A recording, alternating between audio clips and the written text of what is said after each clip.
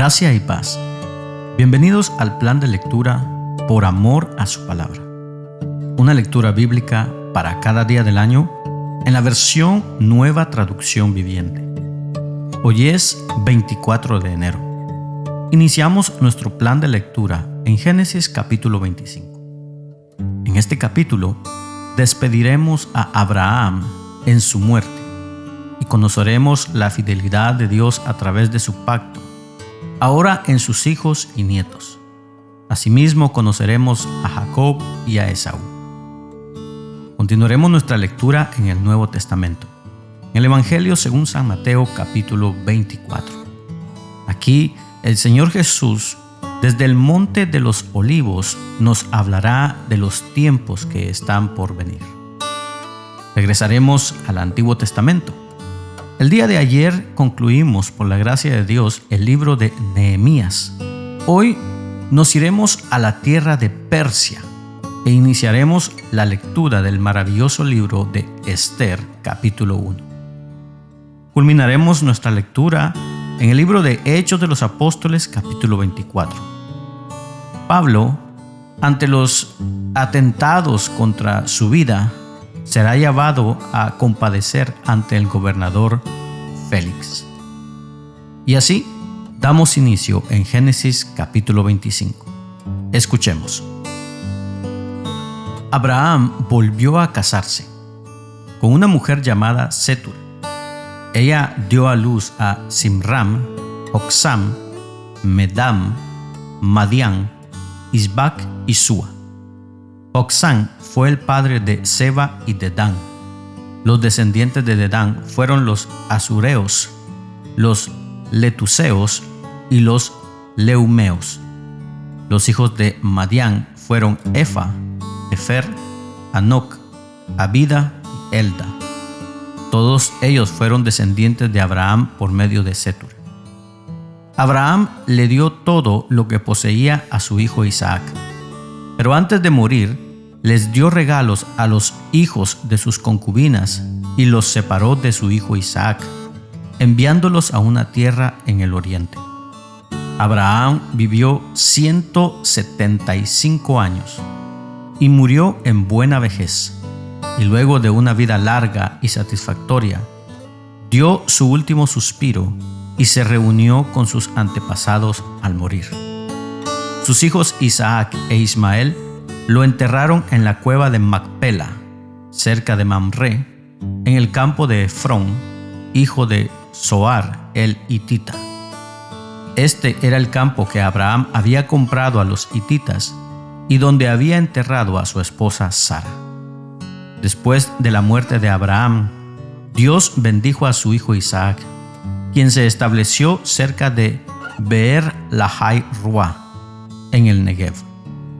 Este es el relato de la familia de Ismael, el hijo de Abraham por medio de Agar, la sierva egipcia de Sara. La siguiente lista corresponde a los descendientes de Ismael por nombres y clanes. El hijo mayor fue Nebaiot, seguido por Sedar, Abbeel, Mibsam, Misma, Duma, Masa, Hadad, Tema, Getur, Mafis y Sedema. Estos 12 hijos de Ismael fueron los fundadores de 12 tribus. Cada una llevaba el nombre de su fundador, registradas según los lugares donde se establecieron y acamparon. Ismael vivió 137 años. Después dio su último suspiro y se reunió con sus antepasados al morir. Los descendientes de Ismael ocuparon la región que va desde Ávila hasta Sur, que está al oriente de Egipto, en dirección a Asiria. Allí vivieron en franca oposición con todos sus parientes. Este es el relato de la familia de Isaac, hijo de Abraham. Cuando Isaac tenía 40 años, se casó con Rebeca, hija de Betuel el arameo, de Padam Aram, y hermana de Labán el arameo. Isaac rogó al Señor a favor de su esposa, porque ella no podía tener hijos. El Señor contestó la oración de Isaac y Rebeca quedó embarazada de mellizos. Pero los dos niños luchaban entre sí dentro de su vientre. Así que ella consultó al Señor. ¿Por qué me pasa esto?, preguntó. Y el Señor le dijo: los hijos que llevas en tu vientre llegarán a ser 2 naciones. Y desde el principio las 2 naciones serán rivales. Una nación será más fuerte que la otra, y tu hijo mayor servirá a tu hijo menor. Cuando le llegó el momento de dar a luz, Rebeca comprobó que de verdad tenía mellizos. El primero en nacer era muy rojizo y estaba cubierto de mucho vello, como con un abrigo de piel. Por eso lo llamaron Esaú. Después nació el otro mellizo, agarrando con la mano el talón de Esaú. Por eso lo llamaron Jacob. Isaac tenía 60 años cuando nacieron los mellizos. Los muchachos fueron creciendo y Esaú se convirtió en un hábil cazador. Él era un hombre de campo, pero Jacob tenía un temperamento tranquilo y prefería quedarse en casa. Isaac amaba a Esaú porque le gustaba comer los animales que cazaba, pero Rebeca amaba a Jacob. Cierto día, mientras Jacob preparaba un guiso, Esaú regresó del desierto, agotado y hambriento. Esaú le dijo a Jacob: me muero de hambre, dame un poco de ese guiso rojo. Así es como Esaú obtuvo su otro nombre, Edom, que significa rojo. Muy bien, respondió Jacob, pero dame a cambio tus derechos de hijo mayor. Mira, me estoy muriendo de hambre, dijo Esaú. ¿De qué me sirven ahora los derechos de hijo mayor? Pero Jacob dijo: primero tienes que jurar que los derechos de hijo mayor me pertenecen a mí. Así que Esaú hizo un juramento, mediante el cual vendía todos sus derechos de hijo mayor a su hermano Jacob. Entonces Jacob le dio a Esaú guiso de lentejas y algo de pan. Esaú comió y luego se levantó y se fue. Así mostró desprecio por sus derechos de hijo mayor. Continuamos nuestra lectura en el Nuevo Testamento, en el Evangelio de Mateo, capítulo 24, y escuchemos al Señor Jesús desde el Monte de los Olivos. Cuando Jesús salía del terreno del templo, sus discípulos le señalaron los diversos edificios del templo. Pero él le respondió: ¿ven todos esos edificios? Les digo la verdad, serán demolidos por completo. No quedará ni una sola piedra sobre otra. Más tarde, Jesús se sentó en el Monte de los Olivos. Sus discípulos se le acercaron en privado y le dijeron: dinos, ¿cuándo sucederá todo eso? ¿Qué señal marcará tu regreso y el fin del mundo? Jesús les dijo: no dejen que nadie los engañe, porque muchos vendrán en mi nombre y afirmarán: yo soy el Mesías, y engañarán a muchos. Oirán de guerras y de amenazas de guerras, pero no se dejen llevar por el pánico. En verdad, esas cosas deben suceder, pero el fin no vendrá inmediatamente después. Una nación entrará en guerra contra otra, y un reino contra otro reino. Habrá hambres y terremotos en muchas partes del mundo. Sin embargo, todo eso es solo el comienzo de los dolores del parto. Luego vendrán más. Entonces los arrestarán, los perseguirán y los matarán. En todo el mundo los odiarán por ser mis seguidores. Muchos se apartarán de mí, se traicionarán unos a otros y se odiarán. Aparecerán muchos falsos profetas y engañarán a mucha gente. Abundará el pecado por todas partes y el amor de muchos se enfriará. Pero el que se mantenga firme hasta el fin será salvo. Y se predicará la buena noticia acerca del reino por todo el mundo, de manera que todas las naciones la oirán. Y entonces vendrá el fin. Llegará el día cuando verán de lo que habló el profeta Daniel, el objeto sacrílego que causa profanación de pie en el lugar santo. Lector, presta atención. Entonces los que estén en Judea huyan a las colinas. La persona que esté en la azotea no baje a la casa para empacar. La persona que esté en el campo no regrese ni para buscar un abrigo. Qué terribles serán esos días para las mujeres embarazadas y para las madres que amamantan.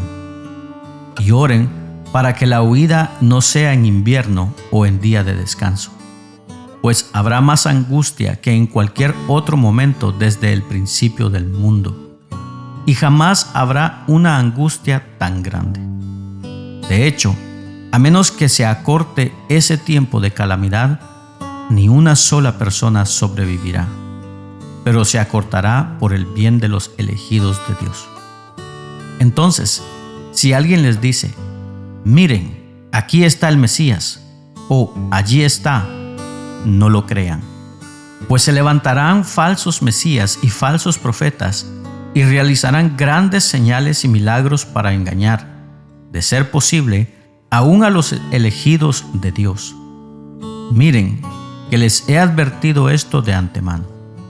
Por lo tanto, si alguien les dice, miren, el Mesías está en el desierto, ni se molesten en ir a buscarlo. O bien, si les dicen, miren, se esconde aquí, no lo crean. Pues, así como el relámpago destella en el oriente y brilla en el occidente, así será cuando venga el Hijo del Hombre. Así como los buitres, cuando se juntan, indican que hay un cadáver cerca, de la misma manera, esas señales revelan que el fin está cerca. Inmediatamente después de la angustia de esos días, el sol se oscurecerá, la luna no dará su luz, las estrellas caerán del cielo y los poderes de los cielos serán sacudidos. Y entonces, por fin, aparecerá en los cielos la señal de que el Hijo del Hombre viene, y habrá un profundo lamento entre todos los pueblos de la tierra. Verán al Hijo del Hombre venir en las nubes del cielo con poder y gran gloria. Enviará a sus ángeles con un potente toque de trompeta y reunirá a los elegidos de todas partes del mundo, desde los extremos más lejanos de la tierra y del cielo. Ahora, aprendan una lección de la higuera. Cuando las ramas echan brotes y comienzan a salir las hojas, ustedes saben que el verano se acerca. De la misma manera, cuando vean que suceden todas estas cosas, sabrán que su regreso está muy cerca, a las puertas. Les digo la verdad, no pasará esta generación hasta que todas estas cosas sucedan. El cielo y la tierra desaparecerán, pero mis palabras no desaparecerán jamás. Sin embargo, nadie sabe el día ni la hora en que sucederán estas cosas, ni siquiera los ángeles en el cielo, ni el propio Hijo. Solo el Padre lo sabe. Cuando el Hijo del Hombre regrese, será como en los días de Noé. En esos días, antes del diluvio, la gente disfrutaba de banquetes, fiestas y casamientos, hasta el momento en que Noé entró en su barco. La gente no se daba cuenta de lo que iba a suceder hasta que llegó el diluvio y arrasó con todos. Así será cuando venga el Hijo del Hombre. 2 hombres estarán trabajando juntos en el campo. Uno será llevado, el otro será dejado. 2 mujeres estarán moliendo harina en el molino. Una será llevada, la otra será dejada. Así que ustedes también deben estar alerta, porque no saben qué día vendrá su Señor.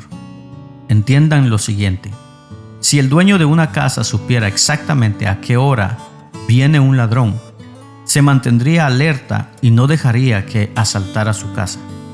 Ustedes también deben estar preparados todo el tiempo, porque el Hijo del Hombre vendrá cuando menos lo esperen.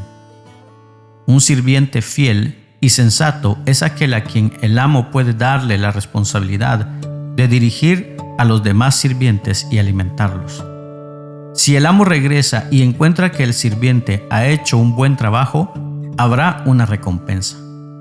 Les digo la verdad, el amo pondrá a ese sirviente a cargo de todo lo que posee. Pero ¿qué tal si el sirviente es malo y piensa, mi amo no regresará por un tiempo, y comienza a golpear a los sirvientes, a parrandear y a emborracharse? El amo regresará inesperadamente y sin previo aviso. Cortará al sirviente en pedazos y le asignará un lugar con los hipócritas. En ese lugar habrá llanto y rechinar de dientes. Volvamos al Antiguo Testamento y demos inicio a la lectura del maravilloso libro de Esther, capítulo 1. Estos hechos sucedieron en los días del rey Jerjes, quien reinó sobre 127 provincias, desde la India hasta Etiopía. En esa época, Jerjes gobernaba su imperio desde el trono real, ubicado en la frontera de Susa. En el tercer año de su reinado, hizo un banquete para todos sus nobles y funcionarios. Invitó a todos los oficiales del ejército de Persia y Media, y también a los príncipes y nobles de las provincias. La celebración duró 180 días y fue una gran exhibición de la opulenta riqueza de su imperio y de la pompa y el esplendor de su majestad. Cuando todo terminó, el rey ofreció un banquete para todo el pueblo que se encontraba en la fortaleza de Susa, desde el más importante hasta el más insignificante. El banquete duró 7 días y se realizó en el patio del jardín del palacio. El patio estaba elegantemente decorado con cortinas de algodón blanco y colgantes azules, sostenidos con cuerdas de lino y cintas de color púrpura que pasaban por anillos de plata incrustados en columnas de mármol. Había divanes de oro y de plata sobre un piso de mosaicos de cuarzo, mármol, nácar y otras piedras costosas. Las bebidas se servían en copas de oro de distintos diseños y había vino real en abundancia, lo cual reflejaba la generosidad del rey. Por decreto del rey, no había límite de consumo, porque el rey había dado instrucciones a todos los empleados del palacio de que sirvieran a cada hombre cuanto quisieran. Al mismo tiempo, la reina Vasti hizo un banquete para las mujeres en el palacio real del rey Jerjes. Al séptimo día de la fiesta, cuando el rey Jerjes estaba muy alegre a causa del vino, les ordenó a los 7 eunucos que lo servían, Meumán, Bizta, Arbona, Bigta, Abactá, Setar y Carcas, que le trajeran a la reina Vasti con la corona real en la cabeza. Quería que los nobles y los demás hombres contemplaran su belleza, porque era una mujer sumamente hermosa. Pero cuando le comunicaron la orden del rey a la reina Vasti, ella se negó a ir. Esa respuesta enfureció al rey y lo hizo arder de enojo. Entonces el rey consultó de inmediato con sus sabios consejeros, quienes conocían todas las leyes y costumbres persas, porque siempre les pedía consejo. Sus nombres eran Carsena, Setar, Admata, Tarsis, Meres, Marsena y Memucán, 7 nobles de Persia y Media. Esos hombres se reunían frecuentemente con el rey y ocupaban los cargos más altos del imperio. ¿Qué debe hacerse con la reina Vasti?, preguntó el rey. ¿Qué sanción impone la ley para una reina que se niega a obedecer las órdenes que el rey le envía debidamente por medio de sus eunucos? Memucán contestó al rey y a los nombres. La reina Vasti ofendió no solo al rey, sino también a cada noble y ciudadano del imperio. Ahora, en todas partes, las mujeres comenzarán a despreciar a sus maridos cuando se enteren de que la reina Vasti se negó a presentarse ante el rey. Antes de que termine este día, las esposas de todos los nobles del rey en toda Persia y Media oirán lo que hizo la reina y empezarán a tratar a sus maridos de la misma manera. Nada pondrá fin a su desprecio y enojo. Así que, si al rey le agrada, sugerimos que emita un decreto por escrito, una ley de los persas y los medos que no pueda ser revocada. debería ordenar que la reina Vasti sea excluida para siempre de la presencia del rey Jerjes y que el rey elija otra reina más digna que ella. Cuando se publique este decreto en todo el vasto imperio del rey, los maridos de todas partes, sea cual fuere su rango, recibirán el respeto que merecen de parte de sus esposas.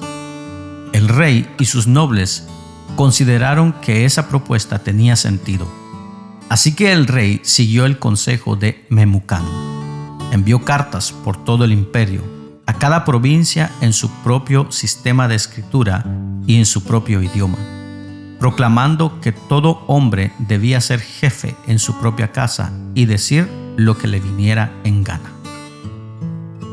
Culminamos nuestra lectura el día de hoy en el libro de Hechos de los Apóstoles, capítulo 24. Y veamos a Pablo ante el gobernador Félix. 5 días después, Ananías, el sumo sacerdote, llegó con algunos de los ancianos judíos y con el abogado Tértulo para presentar su caso contra Pablo ante el gobernador.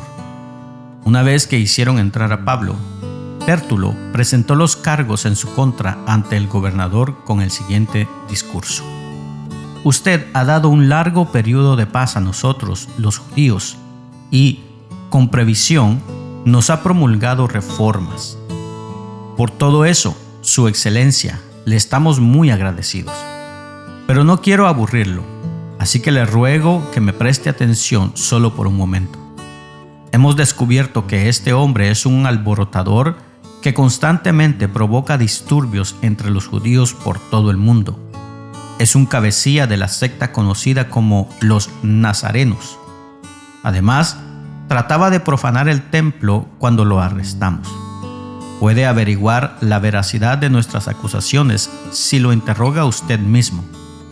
Así que los demás judíos intervinieron, declarando que todo lo que Tértulo había dicho era cierto. Entonces el gobernador le hizo una seña a Pablo para que hablara. Y Pablo dijo: Yo sé, Señor, que usted ha sido juez de asuntos judíos durante muchos años. Por lo tanto, presento con gusto mi defensa ante usted. Con facilidad puede averiguar que llegué a Jerusalén hace no más de 12 días para adorar en el templo. Los que me acusan nunca me encontraron discutiendo con nadie en el templo, ni provocando disturbios en ninguna sinagoga o en las calles de la ciudad. Estos hombres no pueden probar las cosas por las cuales me acusan. Pero admito que soy seguidor del camino, al cual ellos llaman secta. Adoro al Dios de nuestros antepasados y firmemente creo en la ley judía y en todo lo que escribieron los profetas. Tengo la misma esperanza en Dios que la que tienen estos hombres, la esperanza de que Él resucitará tanto a los justos como a los injustos. Por esto, siempre trato de mantener una conciencia limpia delante de Dios y de toda la gente. Después de estar ausente durante varios años, regresé a Jerusalén con dinero para ayudar a mi pueblo y para ofrecer sacrificios a Dios. Los que me acusan me vieron en el templo mientras yo terminaba una ceremonia de purificación. No había ninguna multitud a mi alrededor ni ningún disturbio, pero algunos judíos de la provincia de Asia estaban allí, y ellos deberían estar aquí para presentar cargos si es que tienen algo en mi contra. Pregúnteles a estos hombres que están aquí de qué crimen me encontró culpable el Concilio Supremo Judío, excepto por una sola vez que grité: Hoy se me juzga ante ustedes porque creo en la resurrección de los muertos. En ese momento, Félix, que estaba bastante familiarizado con el camino, levantó la sesión y dijo: Esperen hasta que llegue Lisias, el comandante de la guarnición. Entonces tomaré una decisión sobre el caso. Le ordenó a un oficial que mantuviera a Pablo bajo custodia, pero le diera ciertas libertades y permitiera que sus amigos lo visitaran y se encargaran de sus necesidades. Unos días después, Félix regresó con su esposa, Drusila, quien era judía. Mandó llamar a Pablo y lo escucharon mientras les habló acerca de la fe en Cristo Jesús. Al razonar Pablo con ellos acerca de la justicia, el control propio y el día de juicio que vendrá, Félix se llenó de miedo. «Vete por ahora», le dijo. «Cuando sea más conveniente, volveré a llamarte». También esperaba que Pablo lo sobornara, de modo que lo mandaba a llamar muy a menudo y hablaba con él. Pasaron 2 años así, y Félix fue sucedido por Poncio Festo. Y, como Félix quería ganarse la aceptación del pueblo judío, dejó a Pablo en prisión. De esta manera concluye la lectura del día de hoy. Rogamos a Dios que sea de bendición a tu vida. Puedes compartirlo con tus amigos y familiares. No te pierdas el día de mañana este plan de lectura, por amor a su palabra. Síguenos en nuestras redes sociales. Que tengas un bendecido día. Y recordamos las palabras de Jesús: yo soy el camino, la verdad y la vida. Por lo tanto, no hay camino, no hay verdad y no hay vida sino en Jesús.